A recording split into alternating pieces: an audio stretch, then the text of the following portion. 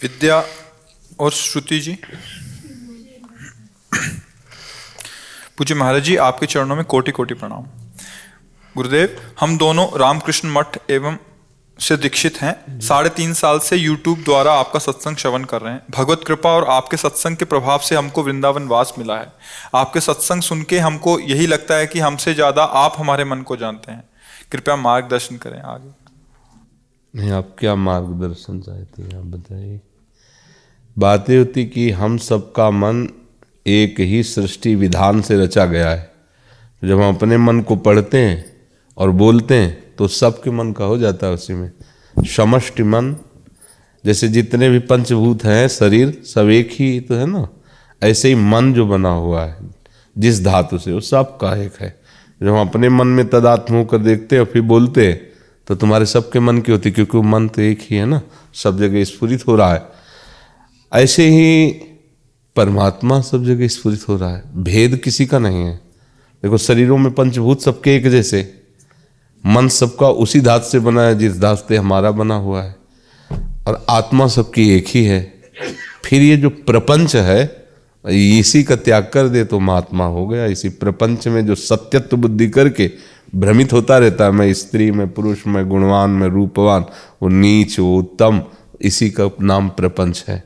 और ये जो प्रपंच में फंसता है वो सच्चिदानंद तत्व का अनुभव नहीं कर पाता, और जो सच्चिदानंद तत्व की तरफ चलता है प्रपंच उसकी दृष्टि में नहीं रह जाता। जड़ चैतन्य कछु नहीं दिखत, जित दिखत तित श्याम खड़े, वो अपने प्रभु को देखता है, वही है। ये केवल माया की मलिनता हमारे अंतःकरण में ऐसी छा गई है कि हम अपने प्रभु को नहीं देख पा रहे हैं। सब साधना का फल है एकमात्र प्रभु के सिवा हमारे मन में कुछ न रह जाना, हमारी बुद्धि में कुछ न रह जाना, हमारे चित्त में कुछ न रह जाना, हमारे अहंकार में न रह जाना। और ये हम कर पावे बहुत कठिन है, प्रभु करें बहुत सरल है। इसीलिए शरणागति का मार्ग है कि प्रभु की शरण में होकर उनके नाम का कीर्तन, नाम का जप, उनकी सेवा और उनकी महिमा, बस ये हमारे चित्त में छा जाए, खत्म हो गया। ये जो प्रपंच छा गया है इसको हटाना है। साधना इसी बात की है, भगवान को भरना है और संसार को निकालना है जो हमारे हृदय में है। बाहर से कोई परिवर्तन की बात नहीं होती। देखो, चाहे जो भेष रख लो बाहरी ही तो है ना, चाहे जहां रह जाओ सब बाहरी बात है। बात अंदर की सुधरनी चाहिए, तब सब बात बनेगी। और अंदर की तभी सुधरती है जब आपका लक्ष्य दृढ़ हो जाए। जैसे ये हृदय में ठान लिया कि मुझे भगवत प्राप्ति करनी है, तो फिर कुछ अच्छा नहीं लगता। वो मतलब अंदर ही अंदर कैसी आग लगती हो तो प्रभु जाने, वो बता भी नहीं सकता। अंतर दाव लगी रहे धुआं न प्रगटे कोई, कह जाने दिल आपनु या जा सिर बीती हो। जिसके हृदय में वो स्थिति हो या जो उसकी मांग कर रहा है, वो अंदर ऐसी आग लगती है कि सब भस्म कर देती है। जितनी भी वासनाएं हैं, जितनी भी इच्छाएं हैं, जहाँ इनका नाश हुआ तो बस प्रभु प्रकाशित हो जाते हैं। वो कहीं छुपे थोड़ी है, यहीं बैठे हुए हृदय में। वही वो है, दूसरा कुछ है नहीं। दूसरा जो मान रहे हैं उसको हटाना है। जो हमने दूसरी मान्यता कर रखी उसको हटाना है, उसको हटा दे। जैसे शरीर है ये दूसरा है, ये हमारी मान्यता में बैठ गया कि मैं हूं। अंतःकरण ये दूसरा है, ये सब प्रकृति जनित रचना है। मैं किसी की रचना नहीं हूं। मेरा जो स्वरूप है किसी की रचना नहीं, भगवान की भी रचना नहीं। जो हमारा स्वरूप है वो भगवान की रचना नहीं, वो भगवत स्वरूप है, ये रचना है। कृति माने रचना होता है ना, प्रकृति, प्रकृति के द्वारा सब कुछ रचा हुआ है। हमारी रचना नहीं हुई है, हम हैं। ये रचना नहीं, ये है। जो है तत्व है वही आत्मस्वरूप है, वही ब्रह्म स्वरूप है, वही भगवत स्वरूप है। जो प्रकृति की रचना उसको मैं मान लिया, मेरा मान लिया है। बस इतनी साधना है, इसको छोड़ना है। अब चाहे जितने जन्म में छोड़ पाए या जितने समय में छोड़ पाए, ये जो रचना है इससे अपने को हटाना है। अंतर से लेकर स्थूल शरीर, सूक्ष्म शरीर, कारण शरीर और बाहरी प्रपंच। अब ये ऐसे छोड़ने में बड़ा कठिन लगता है। जैसे दलदल से निकलना बड़ा कठिन लगता है, लेकिन कोई निकला हुआ पुरुष हाथ में हाथ मिला दे और हम दोनों एक ही झटके में, हम निकालना चाहें और वो निकलना चाहे, दोनों एक झटके तो निकल जाएगा। ऐसे ही सदगुरु जो इस माया प्रपंच से मुक्त है, वो कृपा करके हमको स्वीकार करे और हम उसके आदेश को स्वीकार करें, उनके उपदेश को स्वीकार करें। ये वो हाथ पे हाथ मिलाना, निकल जाओगे। नहीं तो ममता मोह का ऐसा दलदल है कि बार बार विचार करो, जैसे दलदल से निकलने वाला प्रयास करे तो और धस जाता है। ऐसे हम बार बार विचार करते हैं कि जन्म भगवत प्राप्ति के लिए कभी काम आके गिरा देता है, कभी क्रोध गिरा देता है, कभी मोह गिरा देता है। फिर ऐसी निराशा होती कि शायद हम अधिकारी नहीं हैं, शायद काल हमारे अनुकूल नहीं है, शायद ईश्वर की इच्छा नहीं, शायद हमारा प्रारब्ध नहीं। ये सब व्यर्थ की बातें उसके दिमाग में आने लगती। भगवत प्राप्ति काल से नहीं होती कि समय आएगा तो भगवत प्राप्ति हो जाएगी। भगवत प्राप्ति प्रारब्ध से नहीं होती। भगवत प्राप्ति हमारी स्वीकृति है, क्योंकि हमारा स्वरूप है, हमारी स्वीकृति। अब ये स्वीकृति इसलिए नहीं हो रही कि इतनी जोर की स्वीकृति है, मैं स्त्री हूं मैं पुरुष हूं, मैं करता हूं, मैं भोगता हूं, इसी में विचरता रहता। अंदर की वृत्तियों को देखो, प्रभु के नाम रूप में कहाँ विचरता है, इसी इधर विचरता रहता है सृष्टि में। इसी को अभ्यास योग युक्तेन चेतसा नान्यगामिना, हम ऐसी स्थिति बना लें कि हमारा चित्त प्रभु के सिवा और कहीं जाए ना। अभी परमानंद में निमग्न हो जाओगे, भारी से भारी कष्ट को मुस्कुरा कर सह जाओगे। प्रेम में बहुत बड़ी सामर्थ्य है। अगर भगवत चरणारविंद में थोड़ा भी प्रेम हो जाए तो मृत्यु भी फूल जैसी लगती है। देखो संसार में, देखो उनको यद्यपि प्रेम नहीं है, राग है, मोह है, पर वो एक दूसरे के शरीर से राग कर लेते हैं तो मृत्यु उनके लिए खिलवाड़ हो जाती है। वो बिछुड़ना पसंद नहीं करते, मृत्यु पसंद। और हम सच्चिदानंद आत्मस्वरूप प्रभु से प्रेम करते हैं। हमको कोई विषय छोड़ा दे, उनका स्मरण भुला दे, उनके चरण से हटा दे, कहाँ प्रेम रहा। अरे एक साधारण शरीरधारी परस्पर प्रेम करता है तो मृत्यु स्वीकार करना अच्छा होता है, लेकिन वो सोचता है मैं बिछुड़ नहीं सकता और मैं सच्चिदानंद तत्व का अंश अपने अंशी से मिलना चाहता हूँ, और मुझे कोई विषय सता रहा है तो हम अपने प्रभु को भूल कर उस विषय को स्वीकार कर। कैसे प्रेमी हम, कैसे भगवत मार्ग के पथिक हैं। इसलिए जो प्रभु की आनंदमयी वृत्ति में डूबना चाहता है, भगवदानंद में डूबना चाहता है, उसको इस रचना से अपने मन को हटाना होगा। तन भले कहीं बना रहे, मन को हटाना होगा, मन को प्रभुमय करना होगा। पैंट शर्ट पहने हो, कुर्ता पैजामा पहने हो, या लंगोटी लगाए हो, या जैसे, ये सब बाहरी, इनका कोई महत्व नहीं। एक आचार्य परंपरा के वेश है, उपासना, लेकिन इससे भगवत प्राप्ति नहीं होती। भगवत प्राप्ति अंतर से होती है।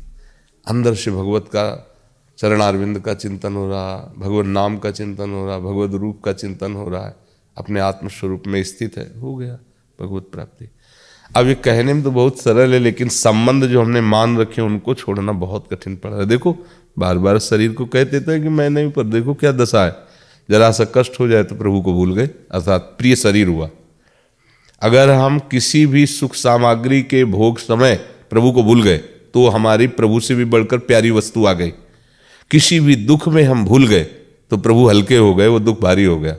ऐसा नहीं होता, उपासक ऐसा नहीं होता। भारी से भारी दुख में भी वो भगवदाकार वृत्ति, और भारी से भारी सुख अनुकूलता में भी भगवदाकार वृत्ति। ना हर्ष होता है ना शोक होता है। अगर हम ऐसे चले, खूब नाम जप करते हैं तो स्थितियाँ आ जाती हैं। वैसे स्थिति बातों से नहीं आती है, भजन से आती है। खूब भजन करो, स्थिति आ जाएगी। बारी मथे घृत होए बरु, सिकता ते बरु तेल, बिनु हरि भजन न भवतरी, या सिद्धांत पेल। जैसे हम किसी भी छत पर जाने के लिए सीढ़ी का प्रयोग करते हैं, ऐसे भजन न सेनी प्रेम की। जितना जप करोगे, जितना भगवत ध्यान करोगे, जितना प्रभु से जुड़े रहोगे, आपकी आध्यात्मिक शक्ति बढ़ेगी। आप इस प्रकृति से ऊपर उठने लगेंगे, शरीर राग से ऊपर उठने लगे। अब भजन करते नहीं, 2-4 दिन संयम से रहे, फिर भ्रष्ट हो गए, फिर गिर गए भोगों में, तो फिर वो मलिनता बनी रहती। इसलिए वो दिव्यता की तरफ हम चल नहीं पाते। अगर हम मलिनता को रोक पावें तो यही तो साधना है। तो दिव्यता तो हमारा स्वरूप है, उसको कहीं आना जाना थोड़ी। जो भगवान है वही जीव है। जीव कोई नई चीज, उसका जीव नाम इसीलिए पड़ा कि शरीर राग से युक्त हो गया है, वो शिव ही है। भूल गया, अपने स्वरूप को भूल गया। कई बार बताया, जैसे एक आदमी, गरीब आदमी ना, वो रिक्शा चलाने लगता है तो जब हम कहते हैं ए रिक्शा, तो खड़ा हो जाता है ना। अब उसमें रिक्शा में अपने को तदात्म कर ले, वो रिक्शा थोड़ी है, पर तदात्मता के कारण वो खड़ा हो जाता है। फिर वो पैसा वाला बना तो टैक्सी चलाने लगा, कार। हम ए टैक्सी, अब वही रिक्शा कहने से नहीं रुकेगा, अब टैक्सी कहने से रुकेगा। उसने टैक्सी में तदात्म। ऐसे ही न वो टैक्सी है न रिक्शा है, ऐसे ही जो जीव है उसको जो शरीर मिलता है उसमें तदात्म हो जाता है। अब तदात्म होने के कारण अपने स्वरूप को नहीं पहचान पाता। अगर ये तदात्म हटा ले, यही साधना है, तो हमें कुछ नहीं प्राप्त करना, सब कुछ है हमारे पास। हमारे पास भगवान भी यहीं बैठे हुए हैं, चिदानंद दिव्यता सब यही है। जिन जिन महापुरुषों को मिला वो कहीं बाहर नहीं मिला, अपने अंदर मिला। खूब नाम जप करो और संयम से रहो और लक्ष्य दृढ़ रखो, इसी जन्म में मुझे भगवत साक्षात्कार करना है, हो जाएगा। हमारा जन्म ही भगवान ने इसीलिए दिया है मनुष्य जन्म, कि भगवत साक्षात्कार करे। हमें भोगों के लिए तो बहुत सी योनियां हैं जिसमें सब भोग ऐसे ही मिलते हैं।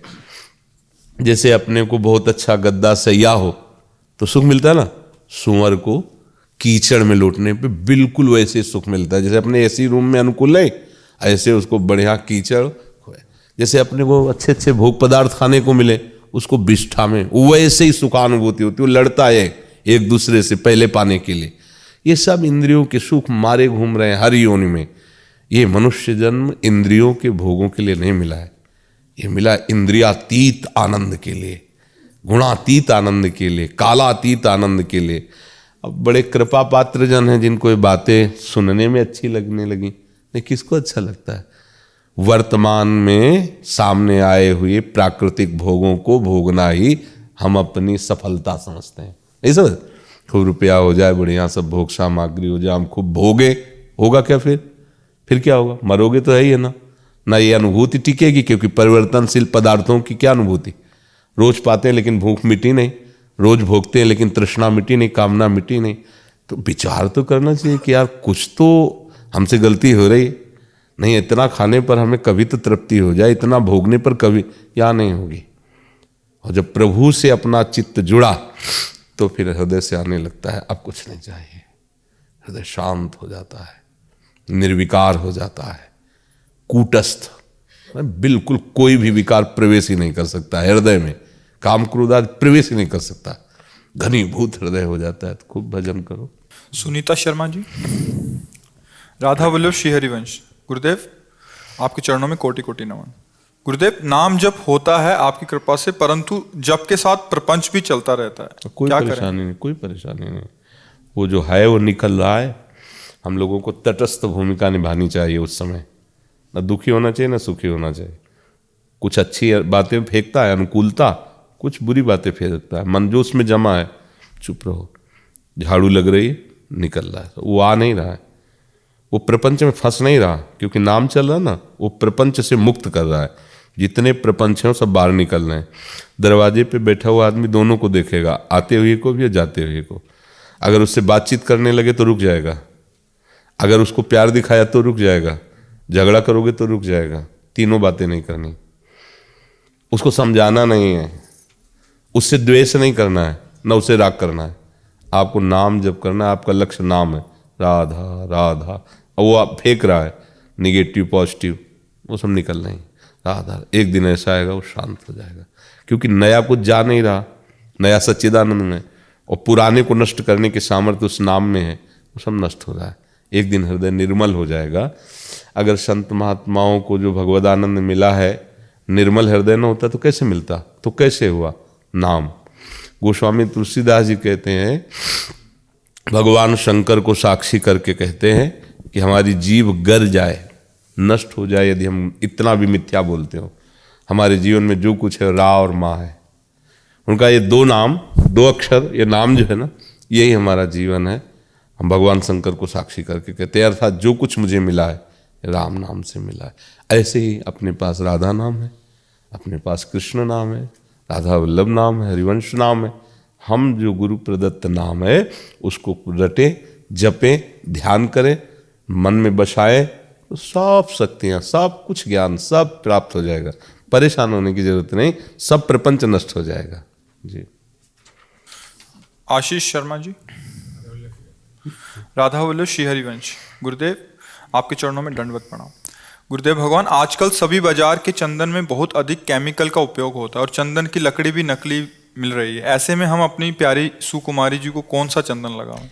सब तो नकली चंदन नहीं मिलता होगा, क्योंकि ऐसा नहीं है भगवान की सृष्टि में कि अब ये नहीं, आप नहीं कह सकते। चाहे जितना घोर कलयुग आ जाए, कोई न कोई भगवान का प्रेमी महात्मा रहेगा, और चाहे जितना सतोगुण सतयुग आदमी हो, कोई न कोई राक्षस रहेगा। ये भगवान की उपज है बनाई हुई, ये हर युग में रहती। जैसे अभी कलयुग चल रहा है ना, बोले बहुत मलिन है, और भगवान रामचंद्र जी जब वनवास में विहरण कर रहे हैं तो वहाँ देखा हड्डियों का ढेर लगा था। किनका ढेर? बोले ऋषियों की। राक्षसों ने ऋषियों को खा खा के हड्डियों का ढेर लगा दिया। अभी कलयुग में तो ऐसा नहीं होता, अब महात्माओं को पीटा जा रहा है, सताया जा रहा है, ये तो हो सकता है, लेकिन खा रहे हो मूली गाजर की तरह अभी ऐसा नहीं। अभी तो हम कीर्तन कर रहे हैं, जयकार कर रहे हैं, अभी कोई ऐसी बाधा नहीं। तो ऐसे ही हर समय हर युग में सब कुछ होता है, सब कुछ होता है। अब हमें खोज करनी होगी। लकड़ी, उसमें चंदन की सुगंध नहीं की, पवित्र लकड़ी है ना, केसर मिला दिया उसमें और घस करके थोड़ा कपूर मिला दिया, श्री जी को लगा दिया। हमारी भावना चंदन की जो बाजार से घिसा हुआ आता है, इसमें सेवा नहीं बनती। आप अगर थोड़ा सा कहीं खोज करो, जैसे अपने भी है, तो अब मलयागिरी से तो सीधे चंदन यहाँ पोस्ट होगा नहीं, तो उसे हम चंदन मान लेते हैं। जैसे मृत्तिका की या अन्य धातुओं की जो मूर्ति होती है, उसे हम भगवान मान लेते हैं, हमें भगवान मिल जाते हैं, मानने से मिल जाते। ऐसे हम उसे चंदन मान लेते हैं कि मुझे असली चंदन मिल गया। अब लकड़ी में तो क्या है ना, लकड़ी ही तो है ना, और उसको हम केसर और कपूर डाल के घसते हैं, अपनी श्री जी को लगा देते हैं। उसमें केमिकल तो नहीं मिला है, उसमें और गंदी कोई वस्तु नहीं मिली है। कैसे बनाया हमें कि अब अपने धीरे धीरे घर, तो हमारी सेवा भी बन गई। सेवा में श्री जी के लिए बाजार का वो चंदन आदि तो नहीं लगाते हैं, अपने घस लेते हैं धीरे धीरे धीरे, और सुगंध उसमें हमारी भावना की होती है। श्री जी के श्रीअंग की जो सौरभ है, सृष्टि में कोई सौरभ है ही नहीं, क्योंकि जितनी सौरभ सब प्राकृतिक है। और श्री जी के श्रीअंगी की सौरभ तो लालजू के भी मन को चुरा रही, जो भगवान है। उनके लिए जो इत्र है, चंदन है यहाँ का, मुझे लगता है कि कहीं किसी भी प्रकार से उनके योग्य तो है ही नहीं, क्योंकि प्राकृतिक है। पर हम उन वस्तुओं के सहारे अपनी भावना पहुंचा देते हैं। श्री जी वस्तुओं की भोक्ता नहीं है, उस वस्तु में जो आपको भाव जाता है उसको श्री जी लेते हैं। जैसे आपके अंदर भाव, आज श्री जी को खीर पवाते हैं, आज श्री जी को कढ़ी चावल फुल्का गरम गरम, आप एकदम भाव में मगन, आज श्री जी पा रहे हैं। बनेगा, भोग लगेगा बाद में, श्री जी आपको जो भाव बन रहा है ना, वो सीधे पा रहे। अब आपका आज पकौड़ा चटनी, ये सुनो, वो कहा है कि भोग लगा पाना, जैसे दिखा दो श्री जी को, ज्यादा मत रखो, नहीं तो गर्म ठंडे हो जाएंगे, फिर स्वाद लाओ दिखा के। वो कुछ नहीं, चिदानंद बप्पू, उनको पकौड़ी कचौड़ी रोटी दाल सब्जी खीर थोड़ी चाहे। आपका जो भाव, अच्छा चंदन हो श्री जी के पत्रावली का, ये जो भाव है ना, चंदन भले वो ठीक नहीं, लकड़ी चंदन की नहीं, पर आपका भाव चंदन का हुआ तो श्री जी को शीतलता पहुंचेगी। भावोत्सवेन भजताम रसकाम।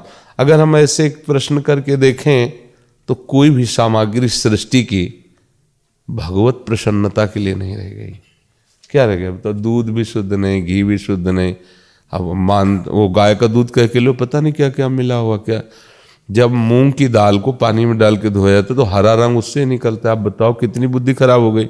दाल को रंग दिया। अब हम कौन सी पदार्थ में दृष्टि डालें कि भाई फल का भोग लगा दो? तो ऐसे ऐसे इंजेक्शन लगाए जाते हैं, ऐसी ऐसी उनको ऊपर से सब केमिकल आदि लगाए, वो सुरक्षित रहे 2-4-6 महीने। अब कैसे वो तो श्री जी के लायक कहाँ रहे ना, वो कहाँ फल के वृक्ष रह रहे हैं, वृक्ष रह कहाँ रहे हैं, बिल्डिंगें बन रही, वृक्ष जा। अगर हम ऐसे नकारात्मक सोच में जाएं तो हम अभी दुखी हो जाएंगे। हम सकारात्मक सोच में, नकारात्मक रखते हैं। जो वस्तु हमें सहज में मिल रही उसको हम जब श्री जी को भावपूर्वक समर्पित करते हैं तो लाडली जो हमारे भाव को, भावोत्सवेन, बस भाव हमारा मुख्य है। हम खास बात अंदर की रखते हैं, अंदर के चिंतन की। बाहर से हमारे अंदर वो वस्तु जो भाव समर्पित करने, वो वस्तु में सामर्थ्य नहीं। अंदर से हमारा भाव हो गया। श्री जी को फूलों के बंगले पे बैठा ले, श्री फूलों की गद्दी, सुंदर सुंदर गुलाब लाए, कमल लाए, ऐसे ऐसे हम श्रृंगार कर रहे हैं, और ऐसा फूल मंगला, ऐसी गल, और ऐसी प्रिया प्रीतम उसमें विराजमान हो, ऐसे ऐसे हो रही बहुत दिव्य सेवा, वो सब पहुंच रहा है। वो कल्पना नहीं है, वो दिव्य सच्चिदानंद से जुड़ी हुई वृत्ति है। अब प्रकट में आप बाहर उतनी नहीं कर सकते क्योंकि उतनी सामग्री नहीं, लेकिन भाव में आप कर रहे हैं ना, तो ऐसे उपासक भावुक होता है, भाव के द्वारा अपने आराध्य देव पर अपना अधिकार कर लेता है, भाव के द्वारा, वस्तुओं के द्वारा नहीं। देखो वस्तु में दुर्योधन और दुशासन ने मिलकर के बहुत सुंदर व्यवस्था की थी कि द्वारिकाधीश श्री कृष्ण संधि के लिए आ रहे, उनको अपने पक्ष में कर लेंगे। भगवान से कहा कि आइए, और गर्व से कि दिखाते हैं तुम्हें राज वैभव हमारे पास क्या है। वो मतलब नहीं मानते थे कि ये भगवान है, बुद्धि खराब थी ना, इसीलिए वो नहीं मानते थे। आओ तुम, भगवान ने कहा तुम्हारे अंदर प्रीति नहीं, मेरे अंदर क्षुधा नहीं, भूख नहीं। तुम्हारे अंदर दो ही जगह भोजन किया जाता है, या तो प्रीति हो आपके अंदर, या तो भूख हो हमारे अंदर। भगवान ने कहा हमारे अंदर भूख नहीं, तुम्हारे अंदर प्रीति नहीं। और वहां चल दिए, पहुंचे विदुरानी जी के घर, और वहां जाके कहते हैं कि मुझे बहुत भूख लगी है, कुछ पवाओ। उनको तो शुद्ध ही नहीं, इतनी भाव में डूबी हुई। उन्होंने कहा क्या पवाएं? भगवान केला, वो शिथिल है तो भगवान केला ला के उनको देते हैं, वो ऐसे छिलती, गूदा फेंक देती है, छिलका पवा रहे। भगवान इतने स्वाद से पा रहे हैं, जैसे विदुरानी जी के अश्रु चलने से भगवान पुलकित हो रहे। ये था माम प्रपद्यन्ते। अब देखो कैसा भोग लग रहा है, क्या है, छिलका कोई भी नहीं खाता, भगवान पा रहे। विदुर जी को पता लगा कि सरकार घर में पधारे, भागते हुए आए। जब ये दृश्य देखा तो डांटा विदुरानी, करे तुम्हें समझ में नहीं, प्रभु को क्या पवा रही है। छीन लिए, गूदा पवाया तो भगवान ने कहा वो स्वाद नहीं जो विदुरानी जी के केले के गूदे में, वो स्वाद नहीं जो छिलके में। क्यों? अब वो भाव में भीनी हुई, डूबी हुई प्रभु को पवा। भाव खास बात है। भाव से द्वारिकाधीश, जिसके वैभव के सामने त्रिभुवन में कोई नहीं, फिर उनके समान कौन हो सकता है। सुदामा जी के चावल के टुकड़े छीन के पा रहे, और बार बार ऐसे पाते जा रहे, पुलकित हो रहे, कह रहे ऐसा आज तक हमने नहीं पाया। लो, रोज 56 भोग लगते हैं, द्वारिकाधीश है, पर ऐसा दैन्यता और प्रेम से सने हुए चावल के टुकड़ों को भगवान सरा सरा के पा रहे, सबरी जी के बेर को भगवान पुलकित होकर के पा रहे। अगर वस्तुओं से भगवान की सेवा पूर्ण होती तो धनी मानी लोग कर लेते, न किंचन जनों को भगवान कैसे मिलते। भगवान भाव से मिलते हैं। अगर एक ही रोटी केवल है और आप अंदर से एकदम प्रेम में, भाव में डूबे हुए, नाथ मैं गरीब नीच आपको क्या भोग, भगवान सीधे उस रोटी को पाएंगे। यद्यपि भगवान ही सबके भोगता है, सब रूपों में विराजमान, भाव नहीं। और भाव है तो जैसा आपका भाव वैसे ही वो भूखे हैं, वैसे भूखे हैं। भाव को बहुत बड़ा समर्थ होते हुए भी भगवान भाव के आगे असमर्थ है। आप जैसा भाव करेंगे भगवान उस भाव का अनुकरण करते हैं। एक बार नारद जी भगवान के दर्शन करने गए नंदालय में, तो बड़ी डेहरी मोटी, तो उस डेहरी में भगवान चढ़ रहे थे बाल गोविंद घुटनों के वजह से। अब छोटे छोटे श्री चरण, छोटे छोटे कर कमल, तो छाती रखी ऐसे करके, पीछे के चरण उठ गए और आगे हाथ नीचे गया नहीं, तो बीच में ऐसे टंगे रो रहे हैं। नारद जी दर्शन करने के साष्टांग दंडोत किया, बोले प्रभु अभी निकाल दो, ये तुम्हारे लिए नहीं हो रहा, तुम तो जानते हो ना, दूर खड़े केवल बीणा में हमारे नाम कीर्तन करो, ये जिनके भाव के लिए हम रो रहे हैं उनको आने दो। मैया भागती हुई आई लाला के रोने, अरे मेरा लाला, ऐसे उठाया, छाती से लगाया और दासियों को डांटा, तुम्हें दे इतना सुकुमार देखो कैसे कष्ट। नारद जी ओहो, एक चरण बढ़ाया तो ब्रह्मलोक भी छोटा पड़ गया, वो नंद की डेहरी को नहीं पार कर पा रहे हैं। यह है भाव की अधीनता। सुख देना है ना वात्सल्य का, तो भगवान ऐसे। हमारे प्रभु सर्व सामर्थ्यशाली होते हुए भी भाव के बंधन को नहीं तोड़ पाते। जिसने भाव में प्रभु को बांध लिया वो हर समय प्रभु उसके पीछे रहते हैं। जी लक्ष्मी जी हिसार से। सतगुरुदेव भगवान के चरणों में प्रणाम। गुरुजी, मैं पिछले 20 साल से राधा स्वामी व्यास से दीक्षित हूँ। नाम जप भी करती हूँ, परंतु गुरुदेव आप बताएं क्या कारण है, मुझे अभी तक अंदर से प्रभु का कोई अनुभव नहीं होता। किसका है? प्रभु का अनुभव उसका होता है जो प्रभु के लिए व्याकुल है। शरीर में राग है, संसार में राग है, शरीर संबंधियों से अपनापन है, तो प्रभु का कैसे अनुभव हो? प्रभु का अनुभव करने के लिए मन भी तो चाहिए। हमारा मन तो तन में फंसा हुआ है, संसार में फंसा हुआ, किस मन से अनुभव करें? क्यों माता जी समझ रहे? जब तक शरीर प्रिय लग रहा है, शरीर के संबंधी रिश्ते नाते प्रिय लग रहे हैं, तब तक प्रभु कैसे अनुभव में आए? वो तो उसी के अनुभव में आते हैं जो प्रभु के लिए अपने प्राणों को भी तुच्छ समझ लेता है कि अब बस जब नहीं मिले तो हमारे प्राण निकल जाएंगे, ऐसी स्थिति तो अनुभव में आ जाते हैं। और ये स्थिति गुरु मंत्र के खूब भजन से आती है। अब आप कह रहे हो 20 साल हो गया, 20 साल तो बहुत समय होता है। इसका मतलब है कि तन्मयता नहीं रही, भजन ठीक से होता नहीं रहा, लक्ष्य को समझा नहीं, इसलिए समय चला गया। 20 जन्म चले जाते हैं।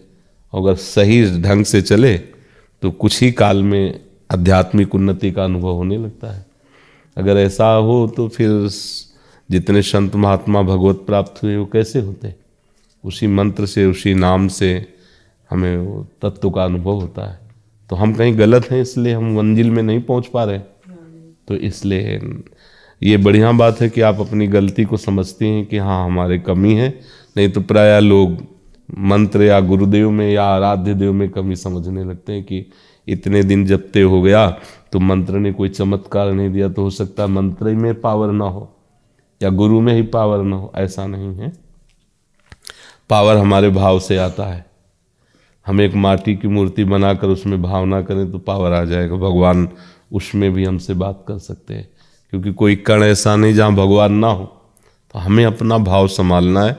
हमारे अंदर भूख पैदा हो जाए प्रभु से मिलने की, सब बातें बन जाएंगी। पर भूख ही नहीं ना प्रभु के मिलन की या तत्व अनुभव की भूख। अब जिया नहीं जा रहा प्रभु के बिना, तभी बात। ये पहचान है जहाँ भगवत प्राप्ति की बात अंदर आई ना कि अब मुझे भगवत प्राप्ति करनी है, तो उसके अंदर ये स्थिति आ जाती है। नहीं खान पान ते भावे है, नहीं कोमल वसन सुहावे है, सब विषय लगे ते खारा है, हरियासिक का मग न्यारा है। नारायण हरि भजन में ये पांचों न सुहात, विषय भोग, निद्रा, हंसी, जगत प्रीति, बहुबात। ये 5 बातों में सुधार हो जाए तो भगवत प्राप्ति हो जाएगी। हमारा जो विषयों के प्रति प्रियता है, संसार के प्रति सतत्व बुद्धि है, शरीर में जो ममता अहमता है, ये समिट के भगवान के चरणों में लग जाए, भी भगवान की प्राप्ति हो जाए। पर अपने लोग बहुत जन्मों से इस माया में फंसे, इसलिए नहीं निकल पा रहे हैं। और गुरु ने जो मंत्र दिया है, नाम दिया, वो सामर्थ्यशाली है। कोई भी मंत्र, कोई भी नाम, सबको प्रणाम है। उसको जप के देखे तो अनुभव में आ जाएगा। ऐसा है जी। गीता यादव जी, राधा वल्लभ श्री हरिवंश। गुरुदेव आपके चरणों में कोटि कोटि प्रणाम।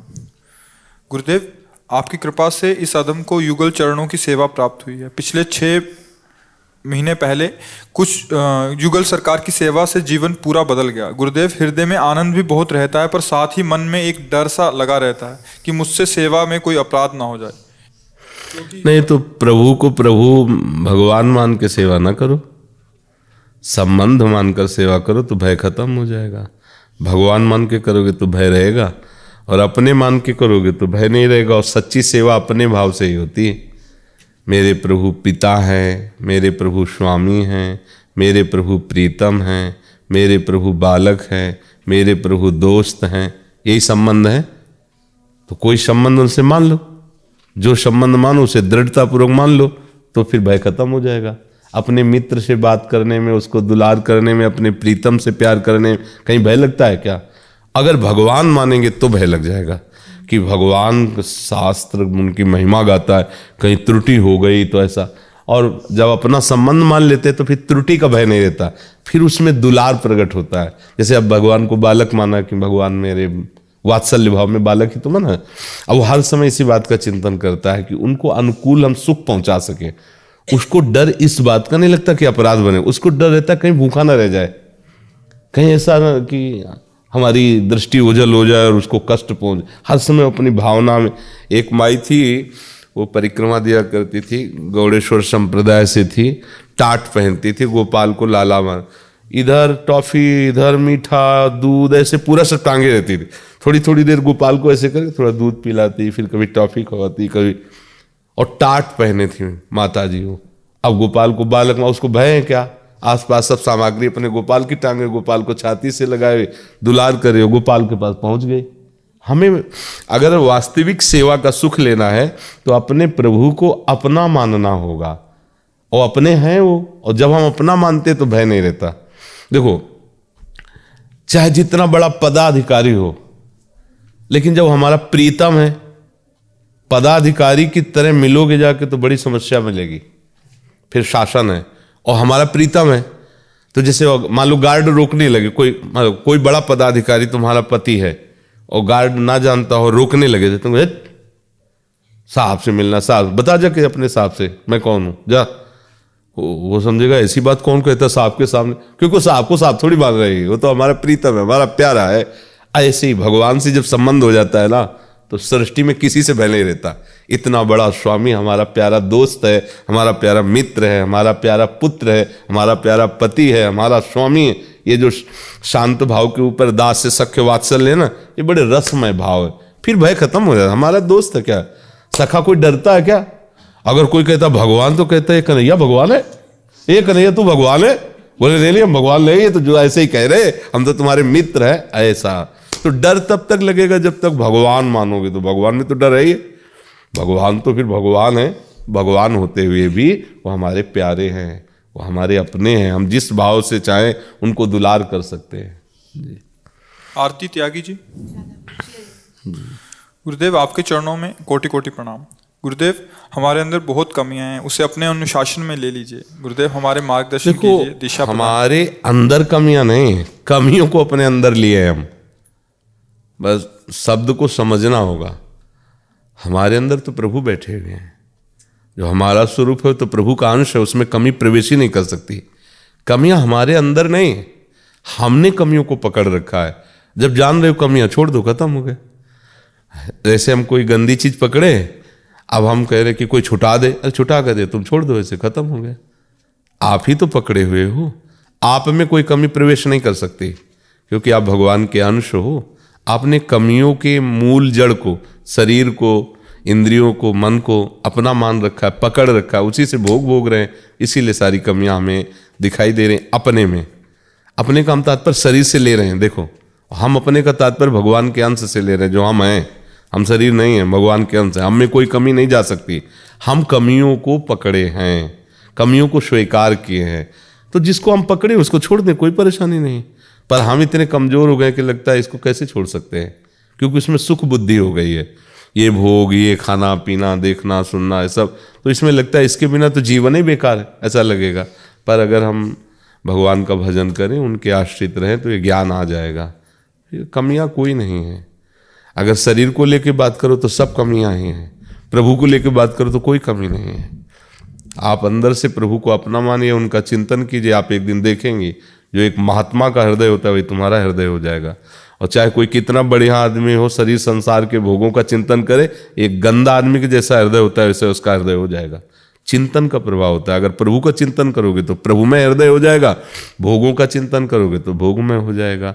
वैसे आप प्रभु में ही हैं, पर आप भोगों का चिंतन करेंगे, संसार का, राग द्वेष का, तो हृदय मलिन हो जाएगा।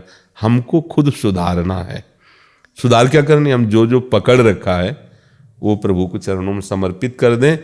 तो जब वैद्य शोध करके विष भी देता है तो दवा का काम करता है, और ऐसे विष खा लो तो मर जाओगे। प्रभु को सब कुछ अपना समर्पित करके उनके दास हो जाओ, तो ये माया भी आपको दुलार करने लगेगी। देखो, ये शरीर माया ही तो है, कपड़ा माया ही तो है, ये शब्द माया ही तो निकल रहे हैं। आप हमें देख रहे हैं, माया में ही तो शरीर है। तो अब ये हमारे कल्याण का काम कर रहा है, हमें भजन करवा रहा है, हमें सत्संग बोलने का अवसर दे रहा है। सत्संग, अगर हम प्रभु से विमुख हो जाएं तो अभी ये माया हमसे गाली बुलवाने लगेगी, लड़ाई झगड़ा कराने लगेगी, नाना प्रकार के कुकर्म कराने लगेगी। प्रभु की शरण में तो यही माया हमारा सहयोग कर रही, हमें आनंद की तरफ ले जा रही। बस समझो, प्रभु के आश्रित रहो, नाम जप करती रहो। अनुराधा शर्मा जी, पंजाब से। गुरुदेव आपके चरणों में कोटि नमन। गुरुदेव अन्य देवी देवताओं की पूजा बचपन से करती आ रही हूँ, अब छोड़ नहीं पा रही, गुरुदेव मार्गदर्शन कीजिए। करती रहो, उसमें परेशानी क्या है। जब प्रियाजू की कृपा का तुम्हें अनुभव होगा तो अनन्यता आएगी। अनन्यता कोई छोटी मोटी बात थोड़ी है, पर कोई बुरा थोड़ी कर रहे हो। किसी भी देवी देवता की पूजा करना बुरी बात नहीं है। और गृहस्थी में सब चलता है। ये तो महान अपने जो हमारी उपासना है तो प्रेम की चरम सीमा वृंदावन की उपासना है। अब हो तो पढ़ाई ही में, स्कूल में ही, पर अब कक्षा 1 का विद्यार्थी और PhD का दोनों का मिलान नहीं हो सकता। अब एक वाले को अगर PhD का उपदेश करो तो नहीं बनेगा, और PhD वाले को 1 का उपदेश करो तो नहीं बनेगा। तो ऐसे ही जो वृंदावन रस की उपासना है, आप ये समझ लो हाई क्लास है, इसके ऊपर कोई क्लास नहीं है। अब अपने लोग कहाँ हैं, तो जहाँ हो वहाँ बुरा नहीं है, उसी से धीरे धीरे आगे बढ़ोगे। जिस भी देवी देवता की पूजा करो उससे प्रार्थना करो कि आप सबकी कृपा से हम लाडली लाल के चरणों में जुड़ गए हैं, तो आप ऐसी कृपा सब करो कि लाडली लाल के चरणों से प्रेम हो, वही धीरे धीरे पहुंचा देंगे। सब में लाडली लाल विराजमान है। कृपा, कोई गलत बात हो तो हम निषेध करें, धीरे धीरे आगे। जी मृत्युंजय त्यागी जी। गुरुदेव आपके चरणों में कोटि नमन। गुरुदेव आज मेरा जन्मोत्सव है, मुझे आशीर्वाद दीजिए कि मैं श्री जी के चरणों में रहूं। गुरुदेव मैं श्री जी को अपनी दीदी मानता हूं। भैया श्री जी के भैया, इनको माला पहनाओ भाई श्री जी का। नहीं, बहुत बढ़िया है। किसी भी भाव से लाडली लाल। सुनो, थोड़ी देर राधा राधा जपते हो है? जपना, राधा राधा जपना। और देखो सुनो, हमारी तरफ माला तो पहनने को मिल ही जाएगा। हमारी तरफ देखो, गंदे बच्चों का संग मत करना। गंदे बच्चे जो गंदी बातें, गंदे स्पर्श, गंदे, ऐसे लोगों का संग न करना। क्योंकि श्री जी के भाई गंदे नहीं होते। जो गंदा आचरण करता है वो श्री जी के भाव में नहीं आ सकता।